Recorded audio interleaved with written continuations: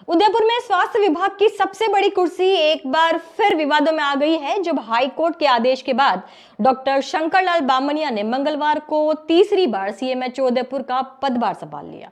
पदभार लेते ही उन्होंने पहले से कार्यरत सीएमएचओ डॉक्टर अशोक आदित्य को उनके मूल पद आरसीएचओ पर रिलीव करने का आदेश जारी कर दिया, लेकिन डॉक्टर आदित्य ने इस आदेश को मानने से साफ इनकार कर दिया है। इस इनकार के बाद दोनों अधिकारियों के बीच डीडीओ पावर को लेकर तनातनी खुलकर सामने आ गई है और स्वास्थ्य प्रशासन में असमंजस की स्थिति पैदा हो गई है।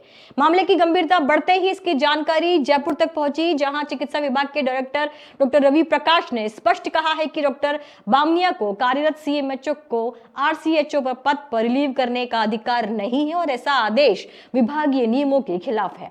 उन्होंने यह भी संकेत दिया है कि विभाग जल्द ही डीडीओ पावर को लेकर निर्णय लेगा ताकि प्रशासनिक व्यवस्था फिर से पटरी पर आ सके।